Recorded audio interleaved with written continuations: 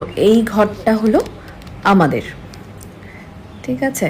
এরপরে সোজা আমরা চলে যাচ্ছি এবং লম্বা পুরো ঘরগুলো। এখানটায় আমার শ্বশুর শাশুড়ি মা থাকেন, ঠাকুর ঘরও আছে ওদিকটায়। সোজা চলে গেলে এটা আমার ননদের ঘর।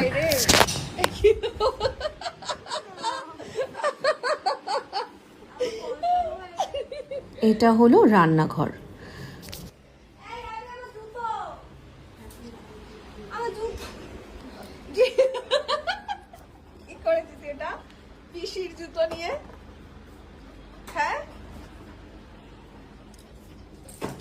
যাই হোক, এই পুরোটাই ছিল আমার শ্বশুরবাড়ির ভিটে, তোমাদেরকে দেখালাম। এদিকটা আছে বাথরুম, স্নানের ঘর এবং দুটো আলাদা আলাদা বাথরুম। বিষয়টা হলো আমি শুরু থেকেই কিন্তু এই অ্যাজবেস্টারের ছাদ দেখেই বিয়ে করেছি সুভাষিসকে, এবং আমরা একসাথে লড়ে যাচ্ছি। আর এটা হলো আমাদের ঘর এখানে।